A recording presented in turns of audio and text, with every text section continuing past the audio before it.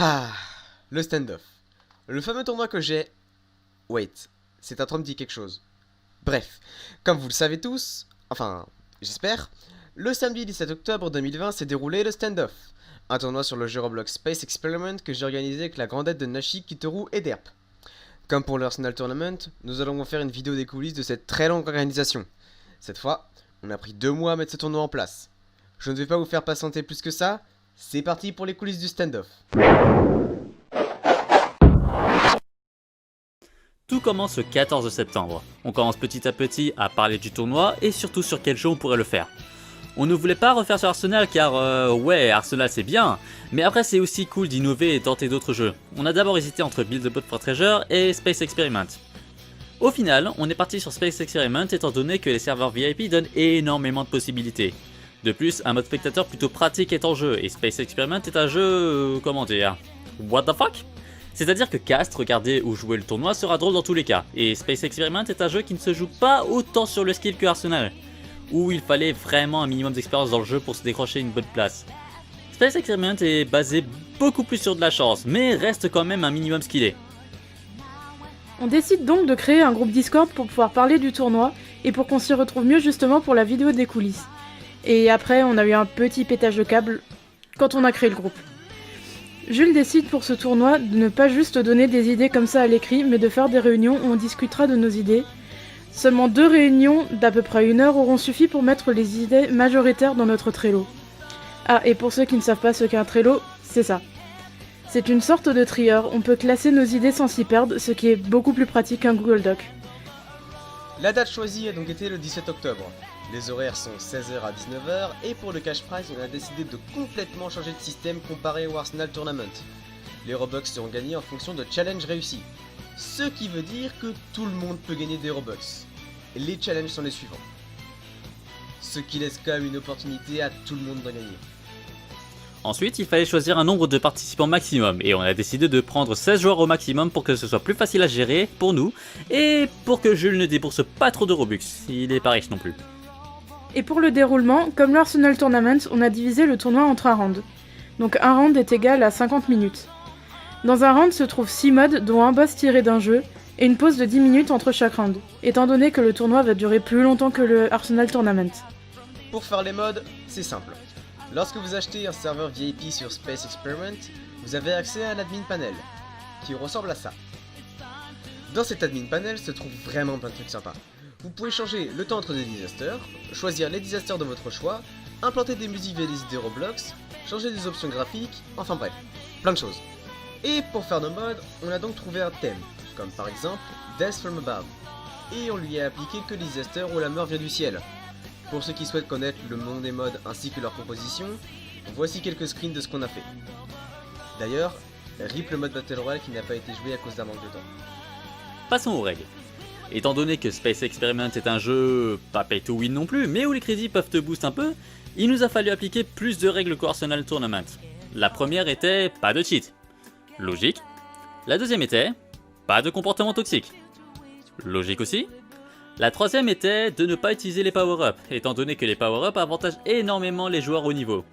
Donc on a mis tout le monde au même pied d'égalité. La quatrième était de ne pas utiliser la fonction Plate Expansion, car augmenter la taille de sa plaque, même un tout petit peu, peut être un avantage. La cinquième était de ne pas utiliser le Lap Hut. Pour ceux qui ne savent pas ce que c'est, le Lap Hut c'est un endroit où on peut payer de la recherche pour pouvoir forcer le disaster pendant la partie. Étant donné qu'on avait déjà fait des presets, cette option devait être interdite. Et la dernière était de ne pas utiliser la fonction Ghost, car les Ghosts peuvent impacter sur la partie, notamment en activant des mines ou autres. Chaque règle non respectée entraîne des malus. Le premier malus était que si on ne respectait pas une de ces règles, le joueur perdait 50 Robux sur ses gains et ne gagnait pas les gains sur la partie en cours. Le deuxième malus était la perte de 150 Robux sur les gains du joueur et aucun gain lors de la partie en cours. Et le troisième et dernier malus était une disqualification du tournoi et aucun gain lors du tournoi. Mais heureusement, tous les joueurs ont joué le jeu et aucun malus n'a été appliqué. Passons aux conditions. Pour rejoindre le tournoi, il y a bien évidemment plusieurs conditions afin de participer. La première était d'être présent sur le serveur Discord de la Team Tierma.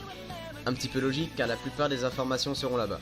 La deuxième était d'avoir rejoint le groupe Roblox de la Team Tierma, pour recevoir les Robux. La troisième était d'avoir Nocturne Jules et Nashi en ami Roblox. Moi pour recevoir les Robux et Nashi pour pouvoir rejoindre le serveur VIP. Et la dernière condition était d'avoir équipé l'avatar Roblox et non celui de Space Experiment, afin de mieux reconnaître les joueurs. Revenons-en sur les modes. Comme dit plus haut, dans chaque round, il y aura un boss tiré d'un jeu.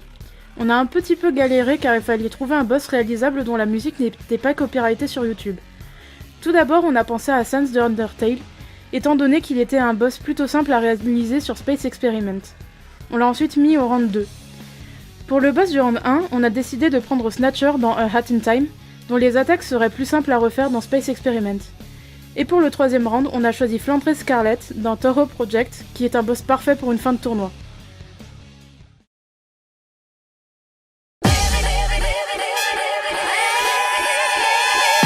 Passons à la partie ressources vidéo et scènes. Pour commencer, ce tournoi devait être annoncé sur YouTube avec un trailer.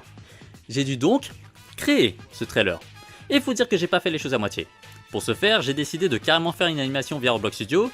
J'ai fait un petit croquis qui résume en 8 petites images l'intégralité du trailer. Pour commencer, il fallait construire une sorte d'arène ressemblant au spawn dans Space Experiment dans Roblox Studio. Une fois tout ça fait, il fallait s'occuper des animations de tous les personnages, faire l'animation de la porte au début, celle du bouton, celle où Jules jette le Robux, celle où la plaque s'enlève et laisse tous les noobs tomber et encore plein d'autres. Je pense que la partie la plus longue a été la partie où je devais animer la mort des noobs, et ça a rendu quelque chose de vraiment hilarant et drôle, donc c'était encore mieux. Ensuite, il fallait faire les mouvements de caméra, faire les enregistrements, faire un petit montage, et c'était prêt. Pour ceux qui se demandent, la musique du trailer est Mass Destruction dans Persona 3. Et je suis content que j'ai fini parce que j'en ai passé des nuits dessus.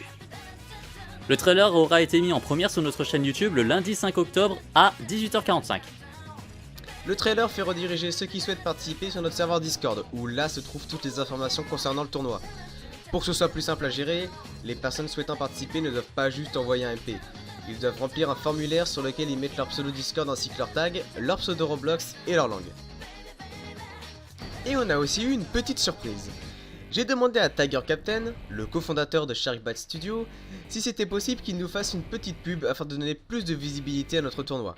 Chose où il a gentiment accepté. Revenons-en aux scènes. Comme le tournoi sera en direct sur YouTube, il fallait des scènes pour OBS. Je me suis occupé de la scène d'attente, de la scène de pause, de la scène de présentation et du classement. Et Nashi s'est occupé d'animer le tout. Il s'est également occupé de faire le logo et l'outro du tournoi. Ensuite, on envoie tout ça à Jules pour qu'il configure OBS. Et comme d'habitude, Jules est trop fort pour configurer OBS, mais attends quoi? J'adore me complimenter quand j'écris. Dois-je te rappeler que t'as oublié de mettre l'outro et que quand t'as voulu la mettre à la fin du tournoi, t'as juste balancé un écran noir? Tu marques un point. Et que même quand tu l'as mis, c'était pas du tout cadré? Dois-je te rappeler que tu ne sais pas ce qu'est un bateau? Hein, bah quoi? Non, rien. Bref. Une fois la configuration d'OBS terminée, le live était prêt à être lancé. Après quelques changements de joueurs de dernière minute, le live commence. On a d'abord lancé le live à 15h30 avec la scène d'attente. Jules et Derp ont commencé le pré-show à 16h45, et après une histoire très passionnante de Derp pendant 10 minutes, le tournoi commence enfin. Après le round 1, pause de 10 minutes, puis c'est parti pour le round 2. Mais à cause d'un manque de temps, il n'aura pas eu de pause après le round 2, et on a enchaîné directement sur le round 3. Et une fois les 3 rounds terminés, on compte les Robux gagnés par chaque joueur, on remplit les classements et on donne aussi le prix de la pire mort selon les casters. Donc voici les deux classements. Le prix de Challenger, donc la personne qui a rempli le plus de challenge, revient à Sticky Communist qui remporte 250 Robux supplémentaires et un grade Challenger stand-up sur le Discord. Le prix de la pire mort selon le stream revient à Brocat Pocoli qui gagne donc 75 Robux supplémentaires et le prix de consolation revient à Freyda44 qui remporte 50 Robux supplémentaires. La personne ayant remporté le plus de Robux lors du tournoi est donc Sticky Communist avec 390 Robux, la deuxième est Brocat Pocoli avec 270 Robux, et le troisième est Sam avec 210 Robux. Nous savons que c'est peu, mais en vrai nous pensions que les joueurs allaient gagner beaucoup plus. Et c'est pour ça que pour le prochain tournoi, si on en refait un, le cash prize sera énormément plus élevé. Cette fois-ci il était plutôt bas, mais beaucoup de personnes en avaient, donc ça compense un peu. Avant de conclure cette vidéo, comme pour le Arsenal Tournament, on va vous mettre un petit best-of des moments what the fuck et drôles pendant le cast. Enfin, si Nashi n'en a pas marre entre temps. Et croyez-moi qu'il y en a beaucoup. Wouh! Merci à tous d'avoir regardé cette vidéo. N'hésitez pas à vous abonner si ce n'est pas déjà fait, à rejoindre notre groupe Roblox et notre serveur Discord pour avoir une chance de participer aux prochains événements. Si vous vous demandez quand sera le prochain tournoi, il va falloir attendre 2021 car nous allons faire une petite pause dans tout ce qui est events pour le moment. Sur ce, merci d'avoir regardé cette vidéo et on vous dit à la prochaine.